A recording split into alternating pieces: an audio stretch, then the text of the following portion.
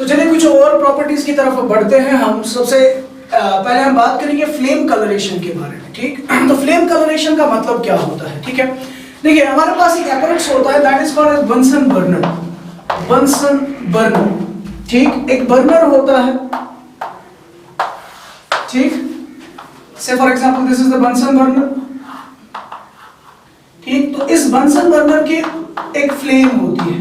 ठीक है, this is the Bunsen burner flame. ठीक है, अब इस बंसन बर्नर फ्लेम के ऊपर अगर हम अल्कली मेटल्स या उनके साल्ट्स को इसके ऊपर स्प्रिंकल करते हैं, ठीक है ना, व्हाट वी सी दैट इस फ्लेम का एक कैरेक्टरिस्टिक कलर हमें मिलता है। ठीक है ना, उस कैरेक्टरिस्टिक कलर को जो बंसन बर्नर की फ्लेम का हमें हासिल होता है जब हम उसके ऊपर अल्कली मेटल्स या उसके साल्ट्स को स्प्रिंकल करते हैं। ठीक, that coloration produced is what we call as the flame coloration। ठीक है ना, and it has been found that जब हम अल्कली मेटल्स या उनके साल्ट्स को इसके ऊपर डालते हैं, हर कोई अल्कली मेटल या उसका साल्ट एक कैरेक्टरिस्टिक फ्लेम प्रोड्यूस करता है, कलर प्रोड्यूस करता है इस फ्लेम का। ठीक है ना, फॉर एग्जांपल अगर हम डिफरेंट मेटल्स की बात करें, डिफरेंट अल्कली मेटल्स की बात करें, फॉर एग्जांपल लिथियम की अगर बात करें, लिथियम या उसके साल्ट्स को अगर बंसन बर्नर की फ्लेम के ऊपर डाला जाए, व्हाट हैपेंस, वहां पे जो कलर होता है, फ्लेम का कलर जो बनता है that is crimson red, crimson red colour. ठीक, इसी तरीके से सोडियम या उसके elements they give a yellow colour to the Bunsen flame.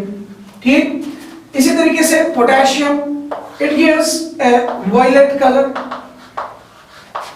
Rubidium it gives red violet, reddish violet होता है। ठीक, और caesium finally it gives a blue color to the Bunsen flame। ठीक है, that characteristic color is what we call as the flame coloration। ठीक है ना, now the thing is ये coloration क्यों प्रोड्यूस होती है, कैसे प्रोड्यूस होती है, what is the reason for the production of color of the Bunsen flame when an alkali metal or its salt is sprinkled on over the Bunsen flame। ठीक है, देखिए कलर जो होता है किसी भी सबस्टेंस का वो हमेशा हमें मिलता है बाय और due to the excitation of electrons, excitation and de excitation of electrons. ठीक, यू नो कि एटम्स, आपने एटॉमिक स्ट्रक्चर में पढ़ा होगा, एक एटम के अंदर न्यूक्लियस होता है और बाहर इलेक्ट्रॉन्स होते हैं।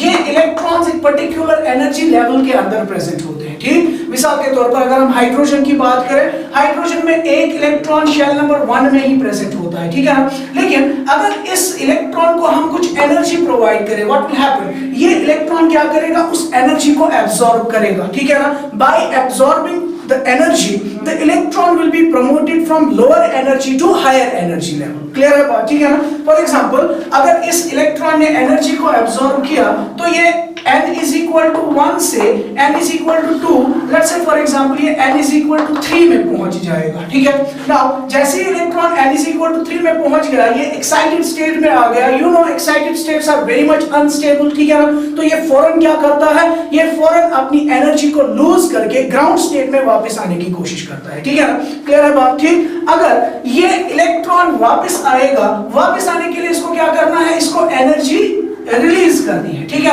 और अगर ये energy visible portion of the spectrum में होगा तो इस एनर्जी का एक कैरेक्टरिस्टिक कलर प्रेजेंट होता है। ठीक है, सेम थिंग हैपेंस कि जब हम बंसन बर्नर की फ्लेम के ऊपर किसी भी अल्कली मेटल के साल्ट्स को डालते हैं। ठीक, अल्कली मेटल के साल्ट्स के अंदर क्या होते हैं, अल्कली मेटल के एटम्स। ठीक है ना, तो वो एटम्स क्या करेंगे, they can absorb energy from the Bunsen burner flame. ठीक है, और ये बंसन बर्नर की फ्लेम जो है, ठीक, depending upon the magnitude of the force of attraction between the electrons and the nucleus of the atom। ठीक है, मिसाल के तौर पर अगर मैं लिथियम और सोडियम की बात करूं, ठीक है, लिथियम के इलेक्ट्रॉन्स के ऊपर कुछ फोर्स ऑफ अट्रैक्शन होगा and you no down the group जब हम जाते हैं force of attraction between the outer electron and the nucleus क्या होता है, डिक्रीज होता है। ठीक, तो लिथियम में फोर्स ऑफ अट्रैक्शन स्ट्रांग होगा, सोडियम के एक्स्ट्रा इलेक्ट्रॉन और न्यूक्लियस में फोर्स ऑफ अट्रैक्शन क्या होगा, वीक होगा। ठीक है ना,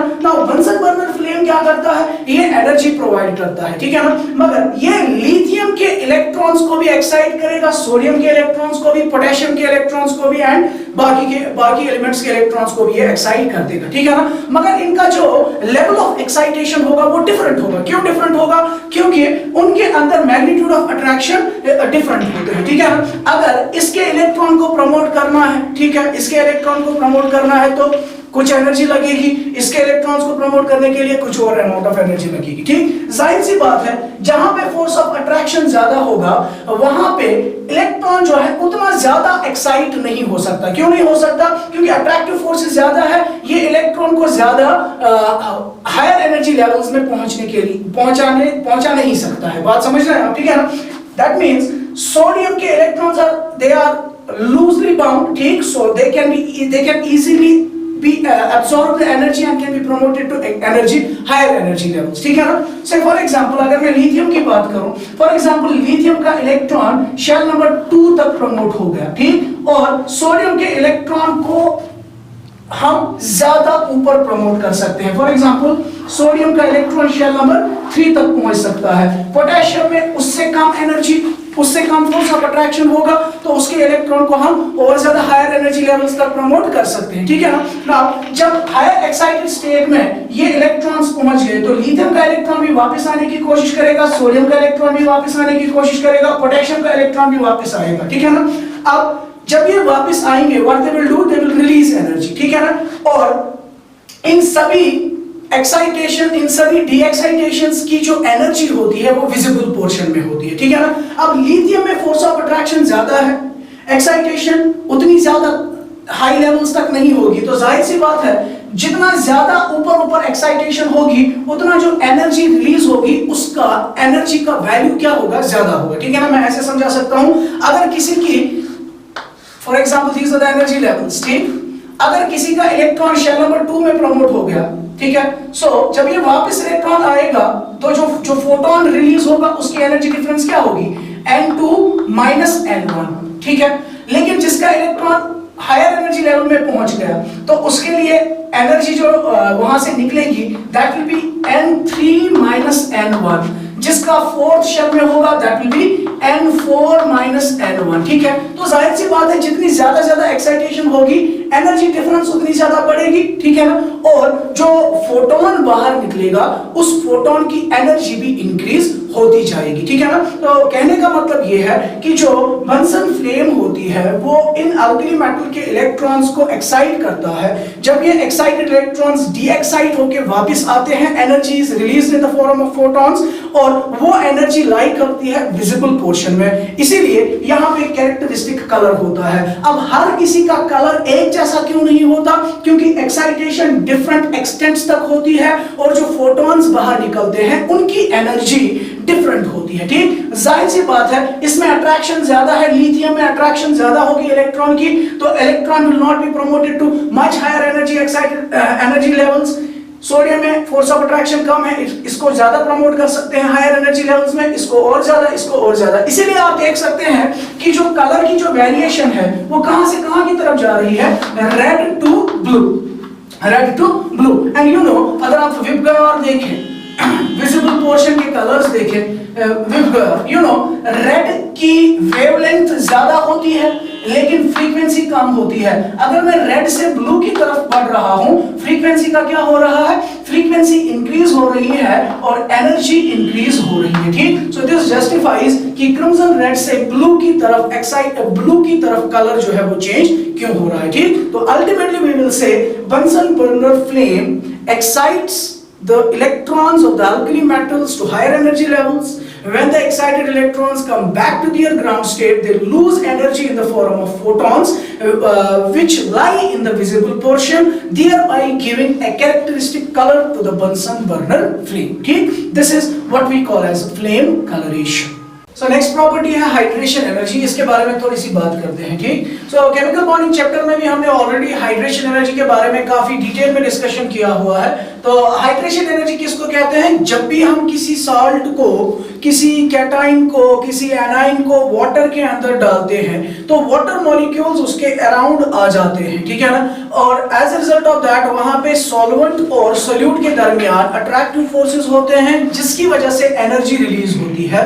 उस रिलीज इन एनर्जी को हम हाइड्रेशन एनर्जी का नाम देते हैं, ठीक है ना। नाउ अगर हम अल्कली मेटल के साल्ट्स को वाटर में डालेंगे तो वहां पे भी ऑब्वियसली क्या होगी, प्रोसेस ऑफ हाइड्रेशन होगी और हाइड्रेशन एनर्जी रिलीज होगी, ठीक है ना। Now let's say for example मैंने लिथियम आयंस को वाटर में डाल दिया, ठीक, लिथियम आयंस को वाटर में डाल दिया, व्हाट विल हैपन, इस लिथियम आयन के अराउंड वाटर मॉलिक्यूल्स सराउंड होंगे, अट्रैक्शन होगी और एनर्जी रिलीज होगी, ठीक है ना। नाउ लिथियम आयन की अगर हम बात करें, लिथियम की कॉन्फ़िगरेशन है ना 1s2 2s1, लिथियम की कॉन्फ़िगरेशन 1s2 2s1, बच्चों की इसकी वैलेंस शेल सेकंड शेल है और सेकंड शेल में 2s के साथ साथ 2p भी अवेलेबल होता है, 2p0, ठीक। लेकिन लिथियम पॉजिटिव की अगर हम कॉन्फ़िगरेशन देखें, लिथियम पॉजिटिव की कॉन्फ़िगरेशन क्या होगी, इससे एक इलेक्ट्रॉन बाहर चला गया है, then the configuration will be 2s0 2p0, ठीक। तो मैं ऐसे दिखा रहा हूं, ये 2p खाली होगा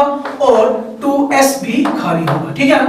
नाउ जैसे ही हमने लिथियम आयंस को किस में डाल दिया, वाटर में, तो वाटर मॉलिक्यूल्स इस Li पॉजिटिव के अराउंड आ जाएंगे, ठीक है ना। लेकिन Li पॉजिटिव के अराउंड जब वाटर मॉलिक्यूल्स आते हैं, ठीक, तो वो वहां पे हाइड्रेशन जो होती है उसके दो रीजन्स वहां पे बनते हैं, ठीक है ना। एक को हम बोलते हैं प्राइमरी हाइड्रेशन शीट, दूसरे को हम बोलते हैं सेकेंडरी हाइड्रेशन शीट, ठीक है ना। क्या मतलब, देखिए वाटर जो है H2O, उस वाटर में ऑक्सीजन के ऊपर आपको याद होगा कि इस पे दो lone pair of electrons present होते हैं, जिसको ये यूज कर सकता है, एक लोन पेयर को ये यूज कर सकता है for the formation of coordinate bonds, ठीक है। और कोऑर्डिनेट बॉन्ड बनने के लिए क्या चीज जरूरी है, एक के पास इलेक्ट्रॉन डोनेशन की कैपेसिटी होनी चाहिए, दूसरे के पास उन इलेक्ट्रॉन्स को लेने की गुंजाइश होनी चाहिए, ठीक। तो अगर मैं लिथियम पॉजिटिव की बात करूं, लिथियम पॉजिटिव के पास 2s ऑर्बिटल भी अवेलेबल है, 2p के 3 ऑर्बिटल्स अवेलेबल है, ठीक। तो क्या होगा, सबसे पहले क्या होगा, एक वाटर मॉलिक्यूल आएगा, ये अपना एक इलेक्ट्रॉन पेयर इसके 2s ऑर्बिटल के साथ ओवरलैप करेगा और यहां पे कोऑर्डिनेट कोवेलेंट बॉन्ड बनेगा। दूसरा H2O आएगा, वो 2px के साथ ओवरलैप करेगा। तीसरा H2O आएगा, वो 2py के साथ ओवरलैप करेगा। चौथा H2O आएगा और वो 2pz के साथ ओवरलैप करेगा, ठीक है ना। As a result of that, इस Li पॉजिटिव के इर्द गिर्द 4 वाटर मॉलिक्यूल्स वहां पे लिंक हो जाएंगे, ठीक है ना। 4 वाटर मॉलिक्यूल्स लिंक हो जाएंगे in the form of 4 coordinate bonds, ठीक है। और जब मेटल किसी सबस्टेंस के साथ बहुत सारे कोऑर्डिनेट बॉन्ड्स बनाता है, ऐसे कंपाउंड को हम कोऑर्डिनेशन कॉम्प्लेक्स का नाम देते हैं, ठीक है। तो यहां पे सबसे पहले क्या बनेगा, सबसे पहले यहां पे ये स्पीशीज बनेगी LiH2O होल 4, ठीक है। और इस पूरे के ऊपर चार्ज क्या होगी, पॉजिटिव चार्ज, ठीक। So that means it will be like this, ठीक। ये आपका Li पॉजिटिव है, ठीक है। एक वाटर मॉलिक्यूल आएगा H2O, दूसरा वाटर मॉलिक्यूल आएगा अनदर H2O, तीसरा वाटर मॉलिक्यूल आएगा और चौथा वाटर मॉलिक्यूल आएगा, ठीक। ये एक कोऑर्डिनेट बॉन्ड बनाएगा, ये दूसरा कोऑर्डिनेट बॉन्ड बनाएगा, ये तीसरा कोऑर्डिनेट बॉन्ड बनाएगा, ये चौथा कोऑर्डिनेट बॉन्ड बनाएगा, ठीक है। So as a result of that, यहां पे इसके इर्द गिर्द वाटर मॉलिक्यूल्स जमा हुए, जिस प्रोसेस को हम क्या नाम देंगे, we'll call it as hydration, ठीक है ना। तो इनिशियली स्टार्ट में, बिगिनिंग में यहां पे क्या होगा, 4 वाटर मॉलिक्यूल्स लिथियम के साथ कंबाइन होंगे और कोऑर्डिनेशन कॉम्प्लेक्स बनाएंगे, कौन सा, LiH2O होल 4 पॉजिटिव। बात समझ रहे हैं आप, ठीक है। उसके बाद क्या होगा, सिंस यू नो वाटर जो है वो पोलर होता है, इसका ये वाला पोर्शन डेल्टा नेगेटिव, ये डेल्टा पॉजिटिव है, ठीक है, लाइक दिस।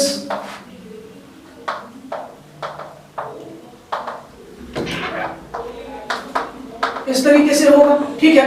अब ये वाटर मॉलिक्यूल्स क्या करेंगे, ये बाकी वाटर मॉलिक्यूल्स के साथ डाइपोल इंटरेक्शन करेंगे, ठीक है ना। मतलब अब इसके नजदीक और वाटर मॉलिक्यूल्स आएंगे लाइक दिस, ठीक। ये वाटर मॉलिक्यूल्स क्या करेंगे, इनका डेल्टा नेगेटिव इसके डेल्टा पॉजिटिव के साथ अट्रैक्शन करेगा, ठीक है, लाइक दिस, ठीक। यहां पे वाटर आएगा,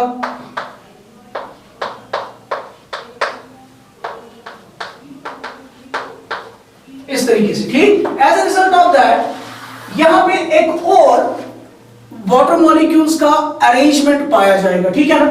इसको हम नाम देंगे, ये वाला जो पहला वाला जिसमें वाटर मॉलिक्यूल्स क्या कर रहे हैं, कोऑर्डिनेट बॉन्ड्स के थ्रू मेटल आयन के साथ लिंक हो रहे हैं, इसको हम प्राइमरी हाइड्रेशन शीट कहेंगे। और बाकी वाटर मॉलिक्यूल्स दूसरे वाटर मॉलिक्यूल्स के साथ जो अट्रैक्शन करेंगे, ठीक है, इसको हम नाम देंगे सेकेंडरी हाइड्रेशन शीट, ठीक है।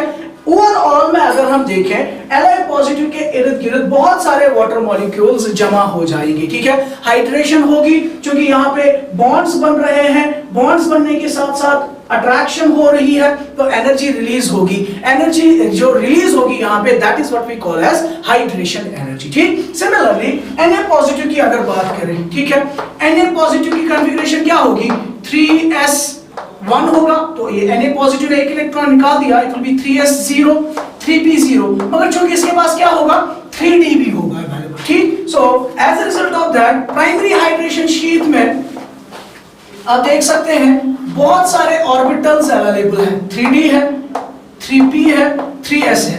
तो एक वाटर मॉलिक्यूल आएगा, इसके साथ कोऑर्डिनेट बॉन्ड बनाएगा प्राइमरी शीट में, दूसरा वाटर मॉलिक्यूल आएगा, ये भी बनाएगा, तीसरा वाटर मॉलिक्यूल एक और कोऑर्डिनेट बॉन्ड, चौथा वाटर मॉलिक्यूल एक और कोऑर्डिनेट बॉन्ड, पांचवा वाटर मॉलिक्यूल एक और कोऑर्डिनेट बॉन्ड और छठा वाटर मॉलिक्यूल एक और कोऑर्डिनेट बॉन्ड, ठीक। उससे ज्यादा वाटर मॉलिक्यूल्स कोऑर्डिनेट बॉन्ड्स नहीं बनाते हैं। क्यों नहीं बनाते हैं? क्योंकि जितना ज्यादा वाटर मॉलिक्यूल्स आप यहाँ पे बॉन्ड्स बनाएंगे, उतना आप वहां पे वाटर मॉलिक्यूल्स एक दूसरे के नजदीक आएंगे, सॉरी इलेक्ट्रॉन पेयर्स ज्यादा होंगे यहाँ पे, तो यहाँ पे रिपल्सिव फोर्सेस अब आना स्टार्ट हो जाएंगे। As a result of that you will remember coordination compound या कोऑर्डिनेशन कॉम्प्लेक्स जो यहाँ पे बनेगा, ठीक है, उसमें मैक्सिमम कितने जाएंगे, मैक्सिमम 6 वाटर मॉलिक्यूल्स रहते हैं, ठीक है ना। 6 से ज्यादा नहीं जाते हैं कोऑर्डिनेट बॉन्ड बनाने के लिए, क्योंकि वहां पे फिर रिपल्सिव फोर्सेस आ जाते हैं, ठीक है। As a result of that जो यहाँ पे कॉम्प्लेक्स बनेगा, that complex will be NaH2O6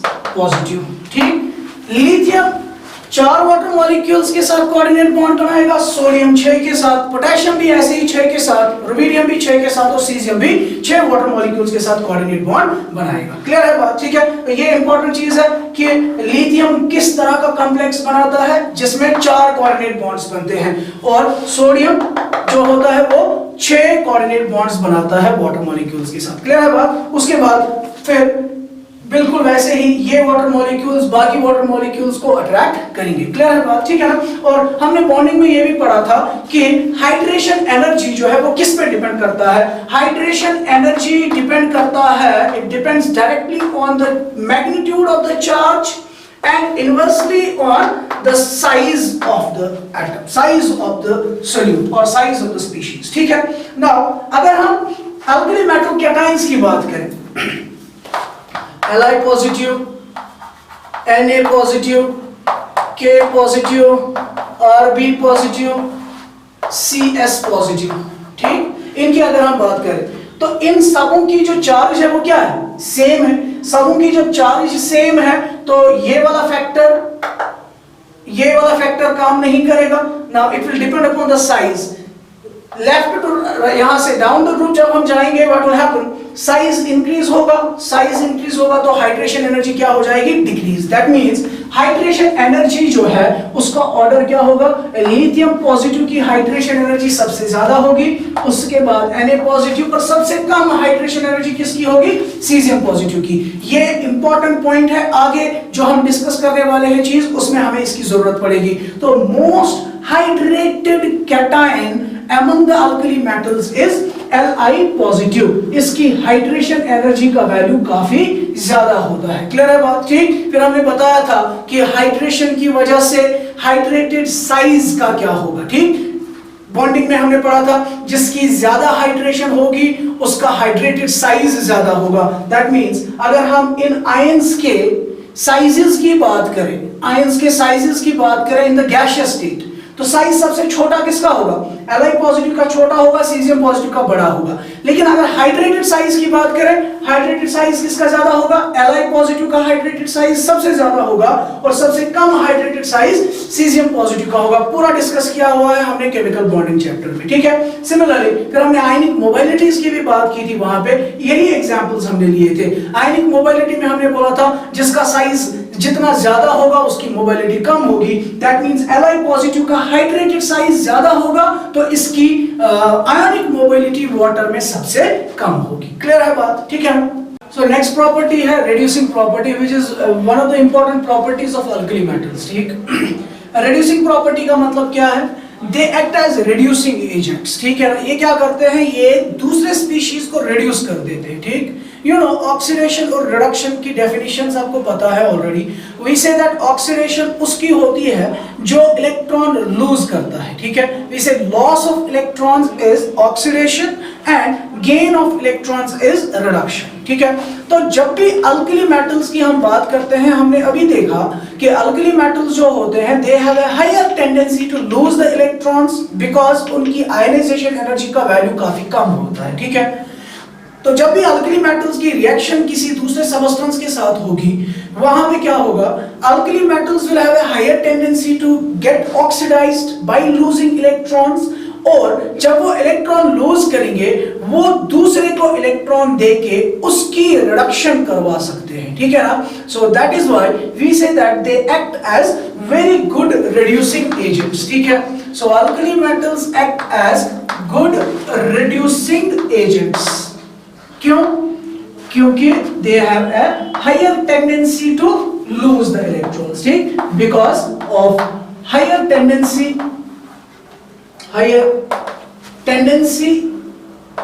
to lose electrons। ठीक, और ये इनकी टेंडेंसी क्यों है इलेक्ट्रॉन्स लूज करने की? ज्यादातर क्योंकि इनकी आयनाइजेशन एनर्जी का वैल्यू बहुत ही कम होता है। ठीक है ना, अगर हम इनके रिड्यूसिंग कैरेक्टर की बात करें, बहुत ही इंपॉर्टेंट है, क्वेश्चन पूछा जा सकता है इसके ऊपर। ठीक, अगर रिड्यूसिंग कैरेक्टर की बात करें डाउन द ग्रुप, ठीक, डाउन द ग्रुप इनके रिड्यूसिंग कैरेक्टर का क्या होगा? डाउन द ग्रुप क्या होता है, आयनाइजेशन एनर्जी डिक्रीज होती है, इलेक्ट्रॉन लूज करने की टेंडेंसी इंक्रीज होती है। दैट मींस ये ज्यादा जितना जितना हम नीचे जाएंगे, लिथियम से सोडियम, सोडियम से पोटेशियम, पोटेशियम से रुबिडियम की तरफ, ठीक, what will happen, their tendency to lose the electrons will increase, they can act as better and better oxidizing agents। ठीक, और sorry they can act as better and better reducing agents। ठीक है, so that means down the group क्या होगा, lithium सबसे poor reducing agent होगा, उससे अच्छा रिड्यूसिंग एजेंट होगा सोडियम, क्योंकि ये ज्यादा तेजी से इलेक्ट्रॉन देता है लिथियम के मुकाबले में। ठीक है, सोडियम से बेटर होगा पोटेशियम, पोटेशियम से बेटर होगा रुबिडियम, रुबिडियम से बेटर होगा सीजियम। ठीक है, बट याद रखिएगा यहाँ पे बहुत ही इंपॉर्टेंट चीज वो ये कि ये वाला ऑर्डर जो है it is valid only and only in gaseous state. Gaseous state, तो अगर कभी रिड्यूसिंग कैरेक्टर के ऊपर क्वेश्चन पूछा जाए, पहले देखा करें कि मेंशन क्या है। गैसियस स्टेट में अगर बोला जाता है तो गैसियस स्टेट में ये ऑर्डर होगा। ठीक है ना, क्योंकि गैसियस स्टेट में वी नो, अगर हम इन जनरल इन मेटल्स को m से रिप्रेजेंट करें, मेटल क्या करता है, इलेक्ट्रॉन लूज करता है and forms m positive plus electron. ठीक है, जो ये प्रोसेस जितना जल्दी करेगा वो उतना अच्छा रिड्यूसिंग एजेंट होगा, और सबसे ज्यादा तेजी से इलेक्ट्रॉन सीजियम देगा, इसीलिए ये सबसे अच्छा रिड्यूसिंग एजेंट होगा। ठीक, लेकिन अगर हम एक्वस मीडियम की बात करें, एक्वस मीडियम, एक्वस मीडियम, ठीक, एक्वस मीडियम में ऑर्डर क्या होगा? एक्वस मीडियम में एक एक्सेप्शन है जो कि बहुत ही इंपॉर्टेंट बनता है आपके कॉम्पिटिटिव एग्जाम्स के लिए, वो ये कि एक्वस मीडियम में लिथियम जो है वो एक्ट करता है सबसे बेहतरीन रिड्यूसिंग एजेंट। ठीक, सो नोट कर दीजिए ये पॉइंट कि एक्वस मीडियम में लिथियम एक्ट करता है as the better reducing agent. ठीक, so in aqueous medium order देखिए क्या है, ऑर्डर है लिथियम जो है, लिथियम जो है चलिए हम ऐसे दिखाएंगे, लिथियम को छोड़ के ऑर्डर क्या होगा, ऑर्डर बिल्कुल सेम है, सोडियम से अच्छा रिड्यूसिंग एजेंट है potassium in aqueous medium, potassium से अच्छा रिड्यूसिंग एजेंट है रुबिडियम, रुबिडियम से अच्छा रिड्यूसिंग एजेंट है सीजियम, मगर unexpectedly what we see is that caesium से भी अच्छा रिड्यूसिंग एजेंट जो है दैट इज लिथियम। ठीक है, सो इंपॉर्टेंट पॉइंट, बहुत ही इंपॉर्टेंट पॉइंट आपके कॉम्पिटिटिव एग्जाम्स के लिए, lithium acts as the strongest reducing agent among alkali metals in aqueous medium, and in gaseous state lithium acts as the poorest reducing agent. ठीक है ना? Now the thing is, ऐसा क्यों होता है? It needs an explanation. ठीक, तो हम इसको एक्सप्लेन करने की कोशिश करते हैं. So, इसको हम एक्सप्लेन करने की कोशिश करेंगे. यहाँ पे देखिए, फॉर एग्जाम्पल हमने एक मेटल लिया सॉलिड स्टेट में, ठीक, इससे हमें क्या करना है, इलेक्ट्रॉन निकालना है. ठीक है, तो जब हमने इसको किस में डाल दिया, वाटर में डाल दिया. ठीक है, इस मेटल को हम किस में डाल रहे हैं, वाटर में. ठीक, वाटर में जाने पे क्या हो रहा है, एक तो मेटल से इलेक्ट्रॉन बाहर निकल रहा है, इलेक्ट्रॉन बाहर निकलने के बाद ये किस में कन्वर्ट हो जाएगा, हाई एक्वस मेटल आयन में. ठीक, plus it will release electron. ठीक है, ठीक. अब ये मेटल कितना अच्छा रिड्यूसिंग एजेंट होगा, ये डिपेंड करेगा कि ये प्रोसेस कितनी ज्यादा फीजिबल है. ठीक है, और ये प्रोसेस कितनी ज्यादा फीजिबल है वो डिपेंड करेगा ना इस प्रोसेस के डेल्टा एच वैल्यू पे.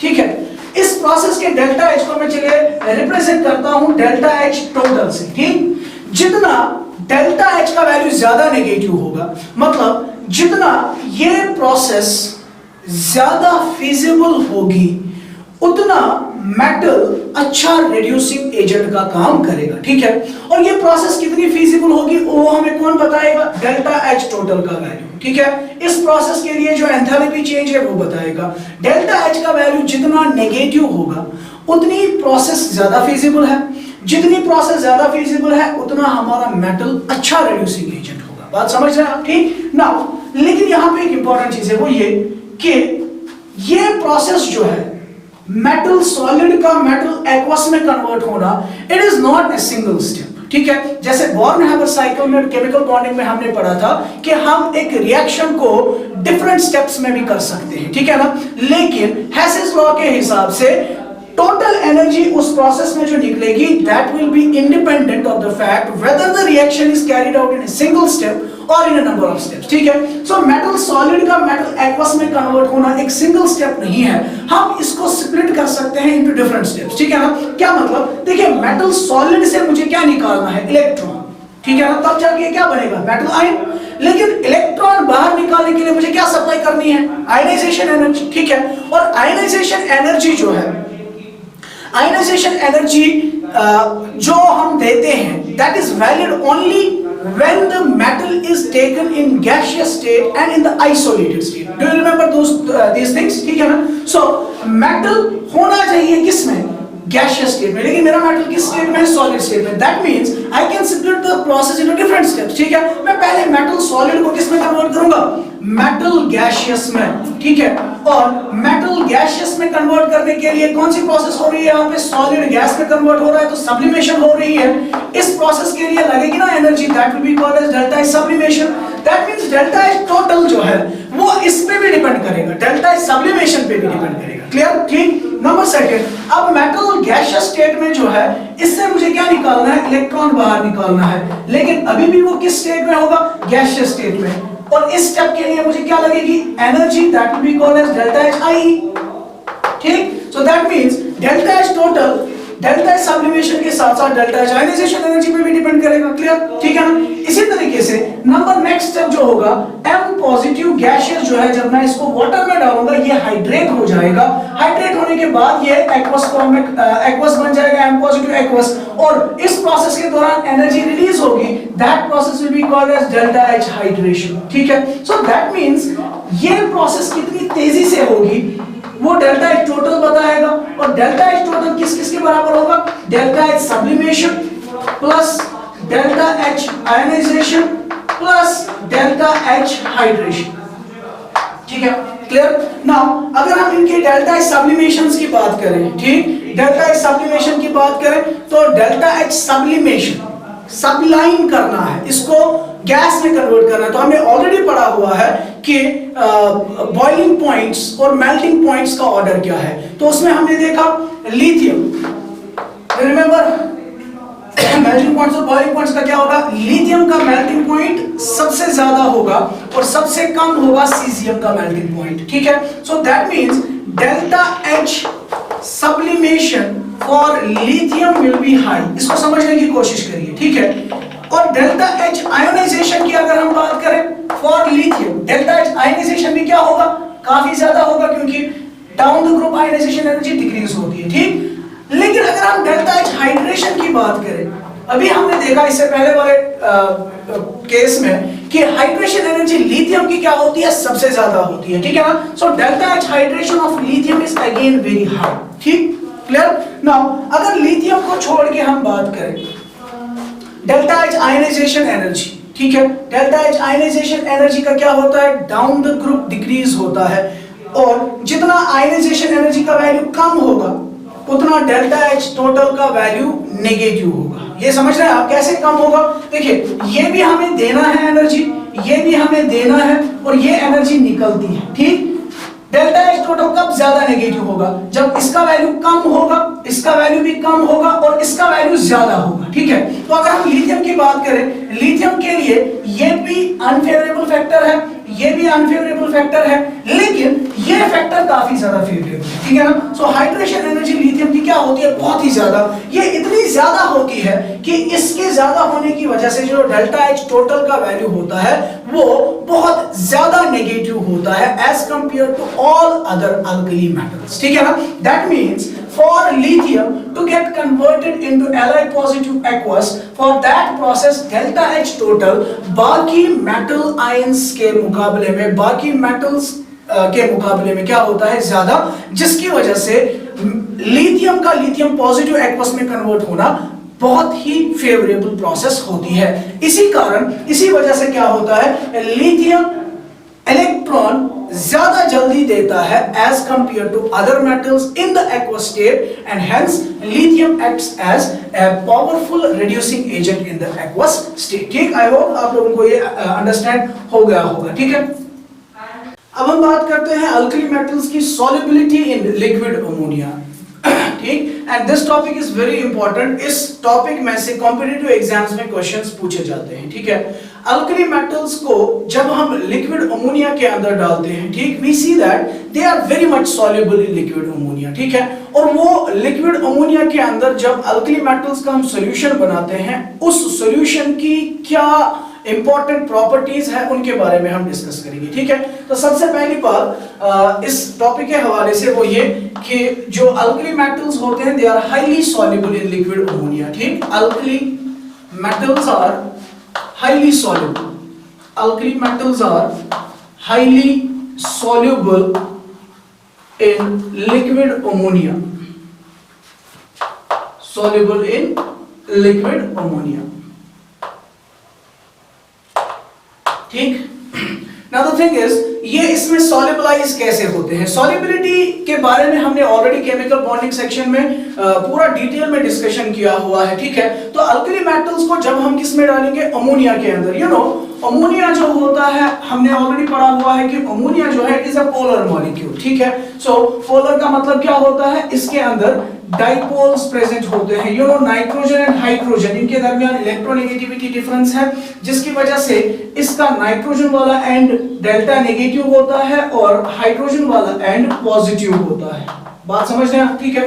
तो जब भी हम किसी भी अल्कली मेटल को अमोनिया के अंदर डालेंगे, ठीक है, what will happen, first step क्या होगा, अमोनिया मॉलिक्यूल्स जो है वो उस अल्कली मेटल के इर्द गिर्द जमा हो जाएंगे, ठीक है ना।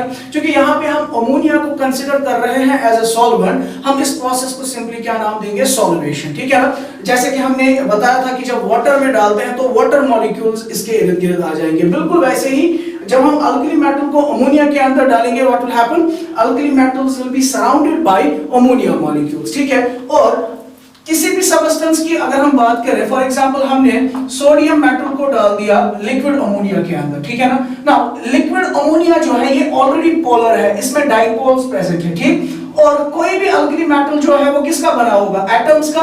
और हमें पता है एटम्स के अंदर क्या प्रेजेंट होता है, न्यूक्लियस प्रेजेंट होता है और इलेक्ट्रॉन्स प्रेजेंट होते हैं, ठीक। पर चूंकि electron density spherically symmetrical present होती है, ठीक है ना, वैसे कि जैसे हमने डाइपोल में ऑलरेडी बताया था कि जो भी कोई एलिमेंट प्योर फॉर्म में होता है उसको हम डाइपोल कंसीडर नहीं करते हैं, क्योंकि इलेक्ट्रॉन जो होते हैं they are spherically symmetrically surrounded, ठीक है ना। तो हर एक साइड से इलेक्ट्रॉन डेंसिटी एक जैसी होती है, ठीक। तो जैसे ही हम अल्कली मेटल को अमोनिया के अंदर डालेंगे, ये अमोनिया जो है, चूंकि हमने बताया कि ये पोलर मॉलिक्यूल है, हम इसको सिंपली रिप्रेजेंट करेंगे एक डाइपोल से, जिस डाइपोल में क्या होगा, एक पॉजिटिवली चार्जड एंड होगा और एक नेगेटिवली चार्जड एंड होगा, ठीक। तो जैसे ही इस नॉन पोलर सबस्टेंस के सामने मैंने एक डाइपोल रख दिया, positive and negative, what will happen, इस डाइपोल का पॉजिटिव एंड जो है इसके इलेक्ट्रॉन्स को अपनी तरफ खींचना स्टार्ट करेगा, ठीक है ना। As a result of that ये जो spherically symmetrical distribution of electrons थी ये अब स्फेरिकल नहीं रहेगी। What will happen, it will be dragged towards the dipole, ठीक। As a result of that इस मॉलिक्यूल के अंदर, सॉरी इस सोडियम मेटल के अंदर ऐसी चेंजेस आ जाएंगी, इसका ये वाला पोर्शन नेगेटिव बन जाएगा और ये पॉजिटिव बन जाएगा। इसको हम इंड्यूस्ड डाइपोल कहेंगे, क्योंकि इसके अंदर डाइपोल मोमेंट इंड्यूस कर दिया ऑलरेडी एग्जिस्टिंग डाइपोल ने, ठीक है। नाउ व्हाट विल हैपन, यहां पे क्या होगा, यहां पे डाइपोल इंड्यूस्ड डाइपोल इंटरेक्शन हो जाएगी, पॉजिटिव एंड नेगेटिव एंड के साथ अट्रैक्शन करेगा, अट्रैक्शन की वजह से क्या होगा, एनर्जी रिलीज होगी, ठीक है ना। और वो energy that will be sufficient enough to ionize the metal, ठीक है ना, क्योंकि अल्कली मेटल्स की आयनाइजेशन एनर्जी क्या होती है, बहुत ही कम, ठीक। तो जो इस इंटरेक्शन से एनर्जी निकलेगी वो क्या करेगा, वो इन इसमें से इलेक्ट्रॉन्स को बाहर निकाल देगा, ठीक। As a result of that हमारा जो अल्कली मेटल जिसको हमने अमोनिया के अंदर डाल दिया वो वहां पे किस फॉर्म में रहेगा, वो बेसिकली उसमें आयोनाइज्ड फॉर्म में रहता है, ठीक है ना। तो ओवरऑल इस प्रोसेस को हम ऐसे रिप्रेजेंट कर सकते हैं, ठीक। We can represent the overall process like this, कि हमने एक मेटल लिया इन जनरल M, ठीक, हमने इसको डाल दिया अमोनिया के अंदर, ठीक है। सो अमोनिया के बहुत सारे मॉलिक्यूल्स यहां पे प्रेजेंट होंगे, ठीक। सो आई कैन शो मैंने X+Y मॉलिक्यूल्स ऑफ अमोनिया लिए हैं, ठीक। व्हाट विल हैपन, यहां पे जो इंटरेक्शन हुई उस इंटरेक्शन से क्या हो जाएगा, आयन बन जाएगा और इलेक्ट्रॉन बाहर आ जाएगा, ठीक। अब उस आयन के इर्द गिर्द भी अमोनिया मॉलिक्यूल्स जमा होंगे और इलेक्ट्रॉन के इर्द गिर्द भी अमोनिया मॉलिक्यूल्स जमा हो जाएंगे। दैट मींस मेटल को जब हमने अमोनिया के अंदर डाल दिया, मेटल बेसिकली मेटालिक फॉर्म में अब नहीं रहेगा, it will become an ion, ठीक। और वो आयन सिंपल आयन नहीं होगा, वो अमोनिएटेड आयन होगा, मतलब उसके इर्द गिर्द क्या होंगे, अमोनिया मॉलिक्यूल्स होंगे और इलेक्ट्रॉन के इर्द गिर्द भी क्या होंगे, अमोनिया मॉलिक्यूल्स होंगे। That means the overall process can be shown like this, metal, इसके इर्द गिर्द अमोनिया मॉलिक्यूल्स है X टाइम्स। अब जो कि alkali metals 1 positive charge show करते हैं, ओवरऑल यहां पे जो स्पीशीज होगी वो ये होगी, प्लस क्या होगा वहां पे, प्लस जो इलेक्ट्रॉन बाहर निकला उसके इर्द गिर्द भी अमोनिया मॉलिक्यूल्स होंगे Y टाइम्स, ठीक।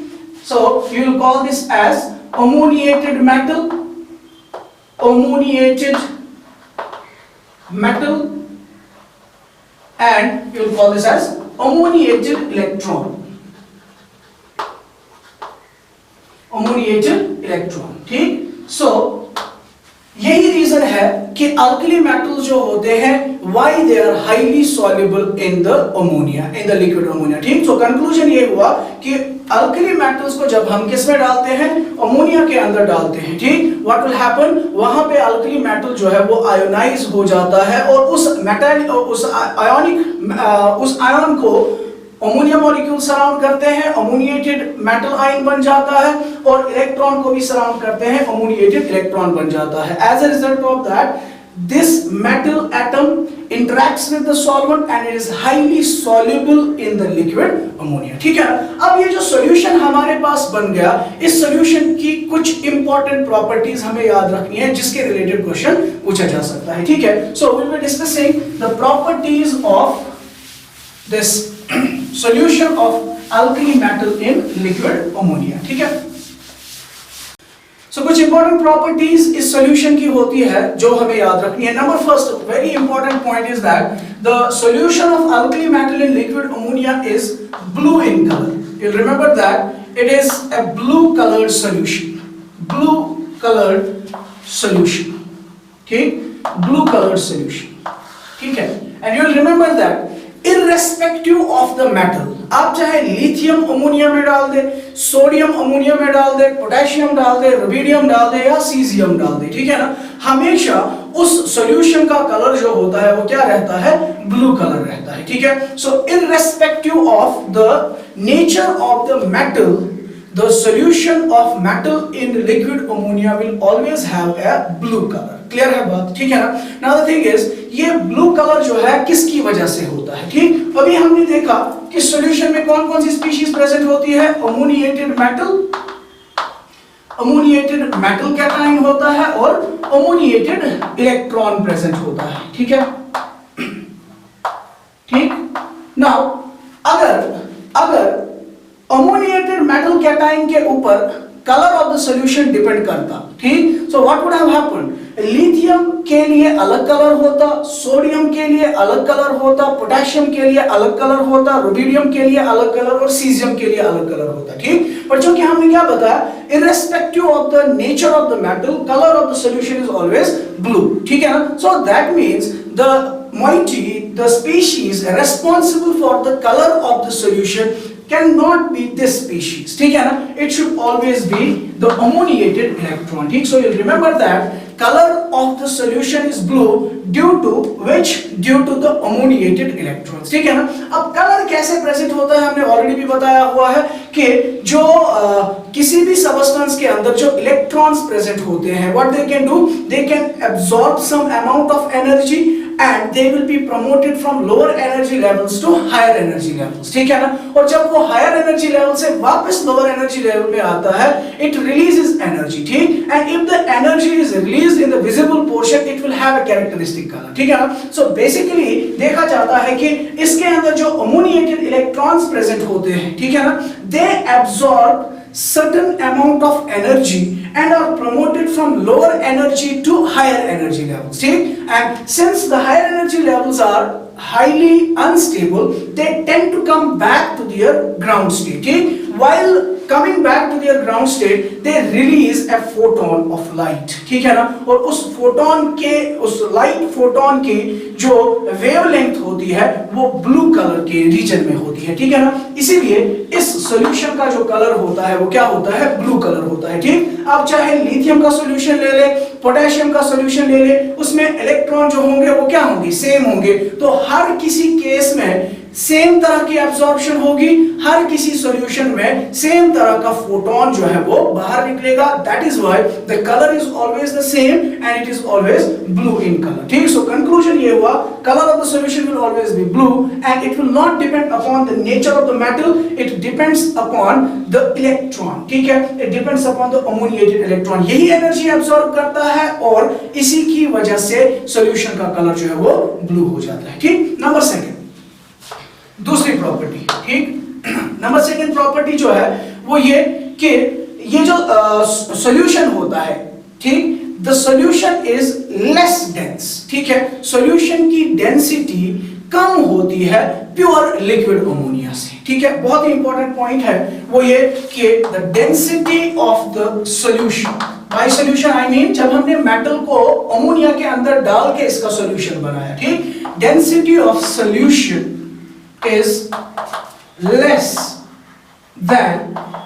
is less than pure liquid ammonia, ठीक, pure liquid ammonia, pure liquid ammonia के मुकाबले में इस सॉल्यूशन की डेंसिटी जो है वो क्या होती है, कम होती है, ठीक है ना। Now the thing is, what is the reason?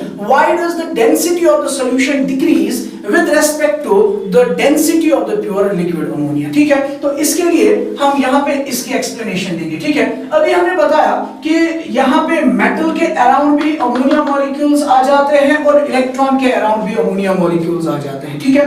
Now ये जो इलेक्ट्रॉन होता है, ठीक, इसकी चार्ज क्या है, नेगेटिव है कि नहीं, इसकी चार्ज नेगेटिव है, तो नेगेटिवली चार्जड इलेक्ट्रॉन के अराउंड जो अमोनिया मॉलिक्यूल्स होंगे वो अपने आप को कैसे ओरिएंट करेंगे, क्योंकि अमोनिया के दो एंड्स है, एक है नेगेटिव एंड और एक है पॉजिटिव एंड, ठीक। तो ये नेगेटिव स्पीशीज के साथ कैसे ओरिएंटेट होंगे? In such a way that the positive end of the dipole faces the negatively charged electron, ठीक। As a result of that इस इलेक्ट्रॉन के अराउंड जो सॉल्वेंट या जो अमोनिया मॉलिक्यूल्स आ जाते हैं, दे कम लाइक दिस, कुछ इस तरीके से।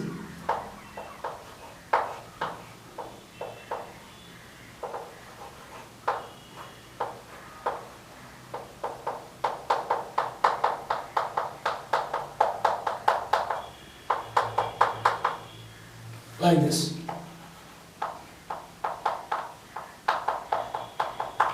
इस तरीके से, ठीक। As a result of that, चूंकि इलेक्ट्रॉन नेगेटिवली चार्जड है, ये इन अमोनिया मॉलिक्यूल्स को ऐसे ओरिएंटेट करेगा कि इनका हाइड्रोजन वाला एंड इलेक्ट्रॉन की तरफ फेस हो, ठीक है। बात समझ रहे हैं आप, ठीक है ना? Now because of this orientation you can see कि इलेक्ट्रॉन का साइज जो है वो क्या है, बहुत ही छोटा है। और जब ये अमोनिया मॉलिक्यूल्स एक दूसरे अपने आप को ओरिएंट करते हैं इलेक्ट्रॉन के around, so you can see that इस अरेंजमेंट की वजह से यहां पे एक कैविटी क्रिएट हो जाती है, ये बात, ठीक है ना? सो ए कैविटी इज जनरेटेड, ठीक। अब चूंकि इस सॉल्यूशन में एक ही इलेक्ट्रॉन नहीं है, इसमें बहुत सारे इलेक्ट्रॉन्स होंगे, तो यहां पे बहुत सारी कैविटीज जनरेट होंगी, ठीक है ना? तो बहुत सारी कैविटीज जनरेट होने की वजह से क्या होगा, volume of the solution will increase. Volume जब इंक्रीज होगा तो डेंसिटी ऑफ द सॉल्यूशन जो है वो क्या हो जाएगी, डिक्रीज हो जाएगी, ठीक। तो हम ये बताएंगे कि इस सॉल्यूशन की डेंसिटी प्योर लिक्विड अमोनिया से कम क्यों होती है। रीजन ये है कि इलेक्ट्रॉन्स सॉल्वेंट को इस तरीके से ओरिएंटेट करते हैं कि सॉल्वेंट में बहुत सारी कैविटीज जनरेट होती है। कैविटीज जनरेशन की वजह से वॉल्यूम इंक्रीज हो जाता है सॉल्यूशन का, इसीलिए इसकी डेंसिटी जो है वो डिक्रीज हो जाती है। क्लियर है बात, ठीक है। इसी तरीके से नंबर थर्ड प्रॉपर्टी, तीसरी प्रॉपर्टी जो है इस सॉल्यूशन की वो ये है कि ये सॉल्यूशन पैरामैग्नेटिक इन नेचर होता है, ठीक। और पैरामैग्नेटिक किसको कहते हैं, हमने बताया था, पैरामैग्नेटिक उस स्पीशीज को कहते हैं which is weekly attracted by the magnetic field, ठीक। और पैरामैग्नेटिक होने के लिए क्या कंडीशन है, उस स्पीशीज के अंदर क्या होने चाहिए, अनपेयर्ड इलेक्ट्रॉन्स होने चाहिए, ठीक। अब चूंकि इस सॉल्यूशन के अंदर बहुत सारे फ्री इलेक्ट्रॉन्स प्रेजेंट है, ठीक है ना, विच आर बीइंग सॉल्वेटेड, ठीक। So due to the presence of a number of free electrons, ठीक, the solution is paramagnetic in nature, ठीक। नंबर फोर्थ इज दैट इस सॉल्यूशन की it has very high electrical conductivity, high electrical conductivity, ठीक है ना। जाहिर सी बात है इस सॉल्यूशन की कंडक्टिविटी तो ज्यादा होनी ही है, क्यों, क्योंकि इसमें बहुत सारे फ्री इलेक्ट्रॉन्स प्रेजेंट हैं। और जब भी आप इस सॉल्यूशन के अंदर दो इलेक्ट्रिक प्लेट्स डालेंगे, पॉजिटिव और negative, what will happen, electrons will start moving towards the positive plate and ammoniated metal cation जो है it will start moving towards the negative plate, ठीक। as a result of that there will be a flow of electric current, ठीक है। and that is why इस solution की जो conductivity होती है वो बहुत ही high होती है, ठीक। नेक्स्ट एक इंपॉर्टेंट प्रॉपर्टी जो बहुत ही ज्यादा इंपॉर्टेंट है वो ये कि अभी हमने बताया कि सॉल्यूशन जो होता है वो पैरामैग्नेटिक इन नेचर होता है, ठीक है। That is it shows magnetic behaviour, ठीक, मैग्नेटिक प्रॉपर्टीज शो करता है, ठीक है। But you will remember that वो जो हमने बताया कि पैरामैग्नेटिक होता है, that is only when the solution has very low concentration, ठीक। दैट मींस जब हमने सॉल्यूशन में काफी कम क्वांटिटी में अल्कली मेटल्स को डाला होता है उस वक्त सॉल्यूशन पैरामैग्नेटिक होता है, ठीक।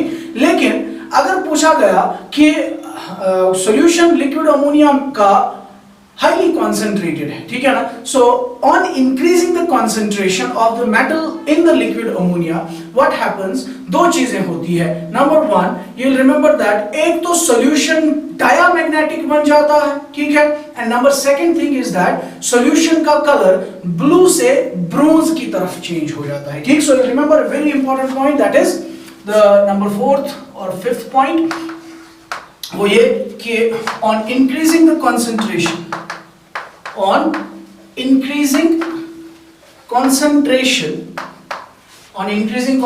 what happens, the solution becomes diamagnetic, the solution becomes diamagnetic,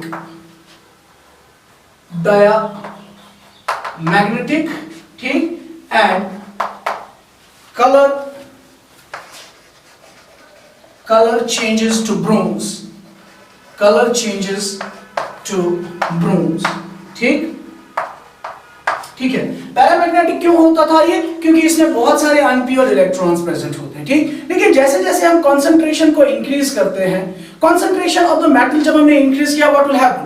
Concentration of both the ammoniated metal ion will increase as well as the concentration of ammoniated electrons will increase। ठीक, ना जैसे जैसे ज्यादा number of ammoniated cations and ammoniated electrons होती है, वहां पे क्या होता है ना, the aggregation starts। ठीक है ना, aggregation start होती है। ठीक है, क्या मतलब?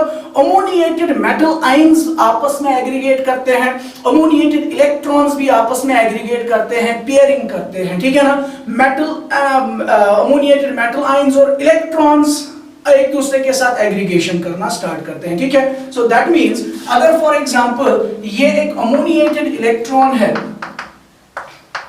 ठीक, अमोनिएटेड इलेक्ट्रॉन है, it will combine with another ammoniated electron, it will combine with another ammoniated electron. ठीक है, तो जब ये दो एग्रीगेट हो जाएंगे, what will happen, there will be this pair situation E2 NH3 X plus Y।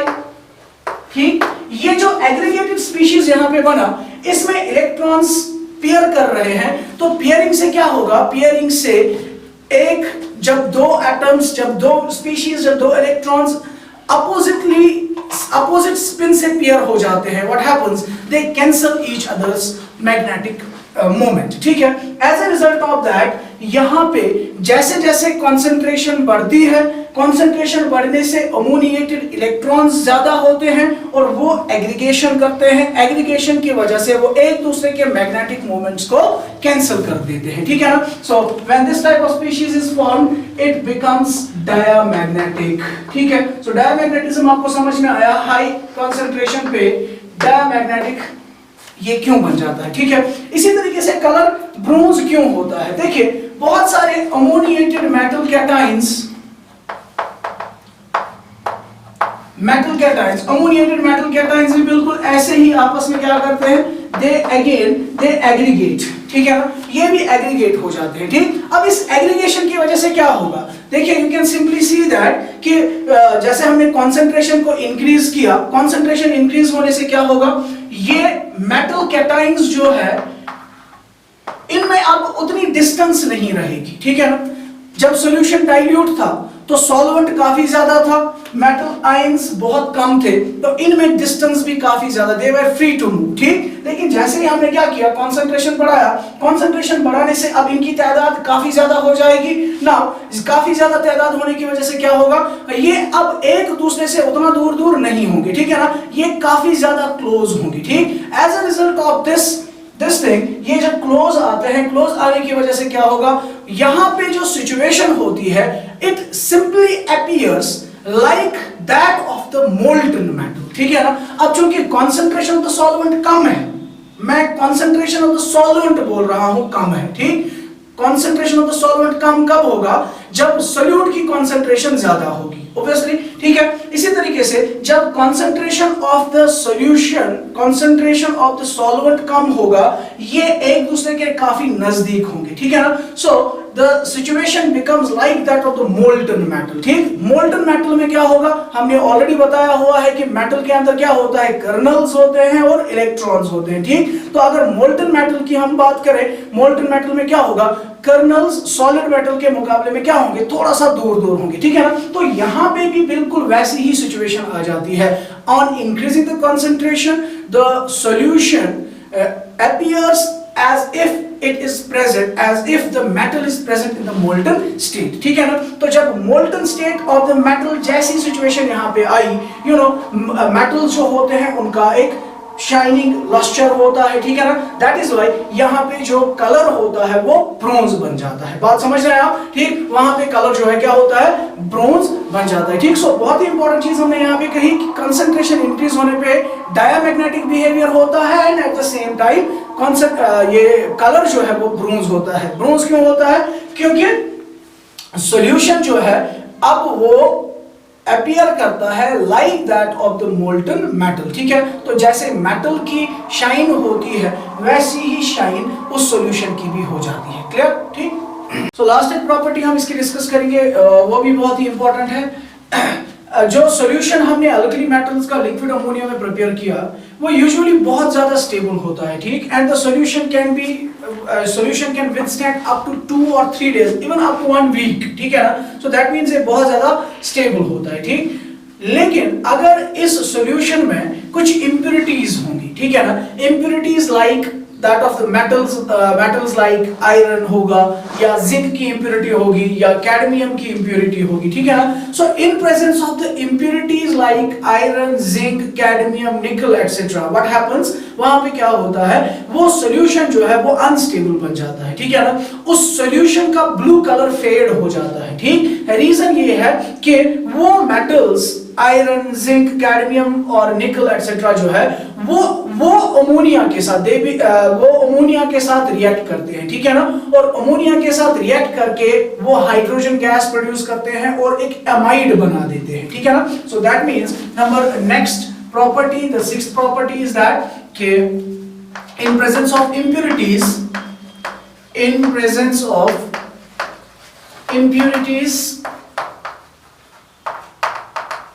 of metals like iron, zinc, cadmium,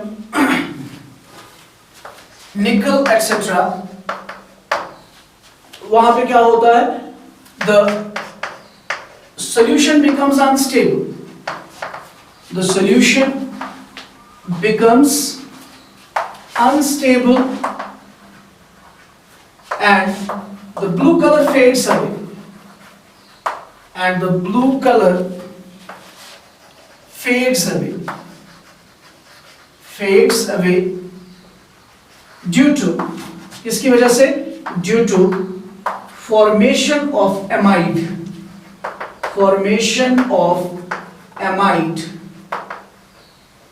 Due to formation of amide along with hydrogen gas. Along with hydrogen gas, ठीक। सो अगर कोई metal present है, iron, cadmium, zinc या निकल etcetera, वो alkali metal के बजाय वो रिएक्ट करेंगे अमोनिया के साथ, सॉल्वेंट के साथ वो रिएक्ट करेंगे, ठीक है ना। So when they will react with the solvent, ठीक, व्हाट विल हैपन, क्या होगा, यहां पे एक स्पीशीज बनता है MnH2, जैसे NaNH2, KNH2, ठीक। You will call this as a metal amide, ठीक, प्लस हाइड्रोजन गैस रिलीज हो जाता है, ठीक है, हाइड्रोजन गैस रिलीज हो जाता है। If I balance the equation, so 2 times metal plus 2 times ammonia, it gives 2 times metal amide plus hydrogen gas, ठीक। अब चूंकि सॉल्यूशन में मेटल एमाइड बन रहा है, धीरे धीरे सॉल्वेंट की कॉन्सेंट्रेशन क्या होती जाएगी, डिक्रीज होती जाएगी। सो that is why colour of the solution जो है वो क्या हो जाता है, फेड अवे हो जाता है, सॉल्यूशन बिकम्स अनस्टेबल। क्लियर है बात, ठीक। So these are some important properties regarding the solution of alkali metals in liquid ammonia.